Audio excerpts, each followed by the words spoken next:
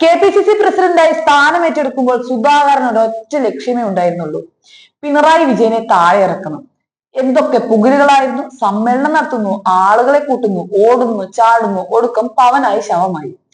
പിണറായി വിജയൻ മുഖ്യമന്ത്രിയായി 10 വർഷം തികയ്ക്കുകയും ചെയ്യും. സുധാകരനെ സ്വന്തം ആളുകൾ തന്നെ പിന്നിൽ നിന്നും കുത്തുകയും ചെയ്തു.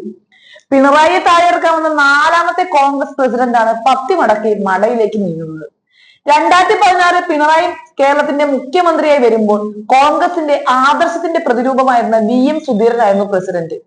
പാർട്ടിയിൽ പിന്നിൽ നിന്നുള്ള കുത്ത് സഹിച്ചു തുടരുമ്പോഴും ഒരാവശ്യവുമില്ലാതെ പിണറായിയുടെ രാജി ആവശ്യപ്പെടുന്നത് സുധീരൻ ഒരു ഹോബിയായിരുന്നു.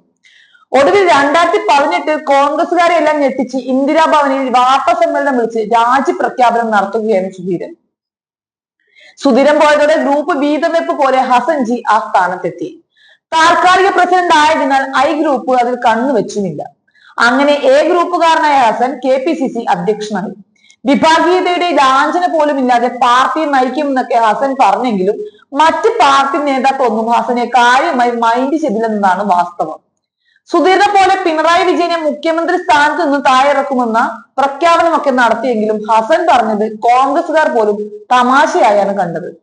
ഒടുവിൽ ഒരു വിലയുമില്ലാതെ 1 വർഷമായപ്പോഴേക്കും ആ താൽക്കാലിക അധ്യക്ഷനെ മാറ്റി മുല്ലപ്പള്ളി രാമചന്ദ്രനെ KPCC അധ്യക്ഷനാക്കി ഹൈക്കമാൻഡ് തീരുമാനം വന്നു.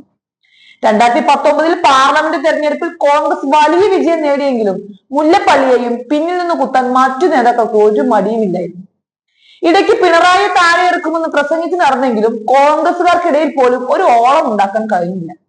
ഒടുവിൽ 2021 പിണറായി സർക്കാർ തുടർ ഭരണം നേടിയതോടെ മുല്ലപ്പള്ളിക്ക് നിൽക്കക്കള്ളി ഇല്ലാതെയായി.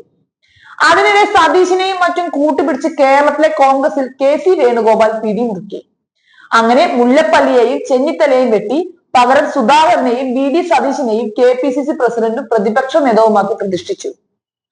പിണറായി എതിർക്കാൻ ഒരു പടക്കുതിരയെ കൊണ്ടുവരുന്നുവെന്ന മറ്റുള്ള ഫ്ലെക്സുകളും സോഷ്യൽ മീഡിയ പോസ്റ്റുകളും നിറഞ്ഞു. എന്നാൽ ഇന്ദിരാഭവനിൽ കെട്ടിപ്പിടിച്ച് ഉമ്മ വെച്ച് തുടങ്ങിയ സതീശൻ തന്നെ സുധാകരനെ വെട്ടാൻ വാളുമായി ഇറങ്ങുന്ന കാഴ്ചയാണ് പിന്നീട് നമ്മൾ കണ്ടത്. പലപ്പോഴും ഇവരുടെ ചക്രത്തിപ്പോര് പരസ്യമായി. വാർത്താ സമ്മേളനത്തിൽ സതീശനെ കാത്തിരുന്നു മറ്റ് സുധാകരൻ വിളിച്ച ചീത്ത വാക്ക് നമ്മളെല്ലാം കേട്ടതാണ്.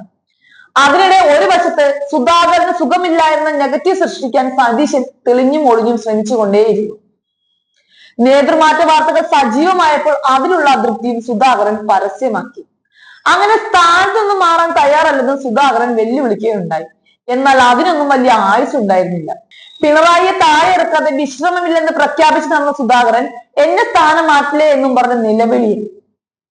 പിണറായിയുടെ ഭരണകാലത്ത് പടിയിറങ്ങുന്ന 4ാമത്തെ KPCC പ്രസിഡന്റ് എന്ന നേട്ടവും കൈവരിച്ചാണ് സുധാകരൻ തിരിച്ചു വണ്ടി കയറുന്നത്. ഇനി ഇപ്പോൾ ചുമതല ഏറ്റെടുക്കുന്ന സണ്ണി ജോസഫിന്റെ അവസ്ഥ എന്ത് എന്ന് കണ്ടു തന്നെ അറിയണം.